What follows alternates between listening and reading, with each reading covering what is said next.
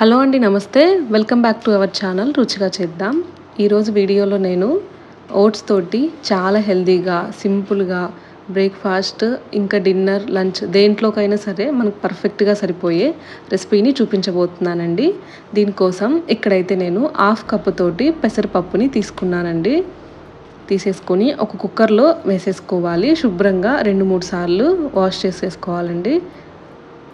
ఇలా మొత్తం మనం పెసరపప్పుని కడిగేసుకున్న తర్వాత ఇందులోకైతే నేను 2 కప్పులతోటి నీళ్ళు అనేవి వేసేసుకుంటున్నాను. వేసేసుకొని విజిల్ వచ్చేలాగా మనం మెత్తగా ఉడికించేసుకోవాలి. ఆ తర్వాత కొంచెం పసుపు వేసేసి మనం కుక్కర్ అనేది పెట్టేసుకోవాలండి.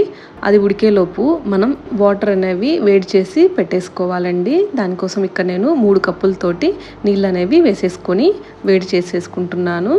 ఆ తర్వాత ఇవి మనకు అయ్యేలోపు ఒక ప్యాన్ పెట్టేసుకొని 1.5 కప్పు ఓట్స్ అయితే వేసేసుకోవాలండి. నేను ఈ టైప్ ఓట్స్ అనేది తీసుకున్నాను, ఏదైనా పర్వాలేదు.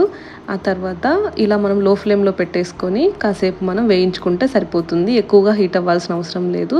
ఆ తర్వాత మనం వాటర్ అనేవి ముందుగానే మరిగించి పెట్టుకున్నాం కదా, వాటిని అయితే ఇందులో వేసేసుకోవాలి. ఇక్కడ నేను 1 కప్పు తోటి పాలైతే వేసుకుంటున్నాను.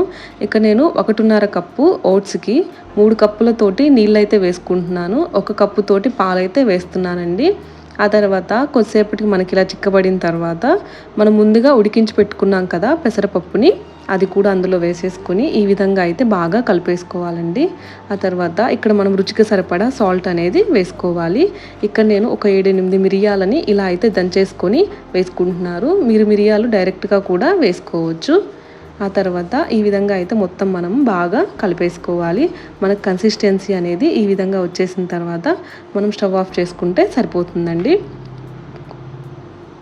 ఆ తర్వాత ఇక్కడ నేను పోపు కోసం ఒక 2 స్పూన్లతోటి నెయ్యి అయితే తీసుకుంటున్నాను. మనం నెయ్యితో పోపు అనేది వేసుకుంటే టేస్ట్ అనేది చాలా బాగుంటుంది. ఆ తర్వాత ఒక పిరికెడు నిండా జీడిపప్పు అయితే వేసేసుకోవాలి. జీడిపప్పు కొంచెం మనకి వేగిన తర్వాత ఇందులోనే 2 స్పూన్ల జీలకర్ర అయితే వేసుకుంటున్నాను. వేసుకొని ఈ రెండింటిని బాగా వేయించుకోవాలి. ఇవి కొంచెం వేగిన తర్వాత మనం చీలికలుగా కట్ చేసుకున్న పచ్చిమిర్చిని వేసుకోవాలండి. మీ స్పైసీనెస్ని బట్టి మీరు ఇవి యాడ్ చేసుకోండి. ఆ తర్వాత పచ్చిమిర్చి కాస్త వేగిన తర్వాత ఇందులో మంచి టేస్ట్ కోసం ఇంగువ అయితే వేస్తున్నాను. ఆ తర్వాత ఇక్కడ లాస్ట్లో కరివేపాకుని వేసేసుకొని కరివేపాకు కూడా కాస్త వేగేంత వరకు వేయించుకోవాలి. ఇలా మొత్తం మనం లో ఫ్లేమ్లో పెట్టేసి వేయించుకోవాలండి. ఇలా మనం పోపు పెట్టి వేసుకుంటే టేస్ట్ అనేది చాలా బాగుంటుంది. ఈ విధంగా అయితే నాకు పోపు రెడీ అయిపోయింది. మనం ఇప్పుడు స్టవ్ ఆఫ్ చేసేసుకొని మనం ముందుగా రెడీ చేసుకున్న ఓట్స్ దాంట్లో వేసేసుకోవాలండి. మనకి పోపు వేసే టైంకి ఓట్స్ అనేది కూడా కాస్తగా చిక్కబడుతుంది. ఈ విధంగా అయితే మనకు దగ్గర పడిపోతుందండి. ఇది మనకు చల్లబడిన తర్వాత కూడా చిక్కబడదు, ఇదే కన్సిస్టెన్సీలో ఉంటుంది. ఇది ఈజీగా అయిపోయే breakfast and lunch box recipe అండి. చాలా అంటే చాలా త్వరగా అయిపోతుంది. మీరు ఫస్ట్ కనుక పెసరపప్పు ఉడికించి పెట్టేసుకుంటే మనకు ఇది అనేది చాలా త్వరగా అయిపోతుంది.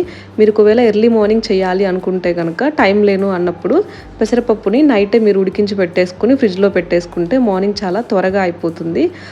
అనుకోకుండా ఇంటికి ఎవరైనా బంధువులు వచ్చినప్పుడు మనం ఏం చేయాలో అర్థం కాకపోతే ఈ రెసిపీ చేసి పెట్టేయచ్చండి. అంత సింపుల్గా అయిపోతుంది.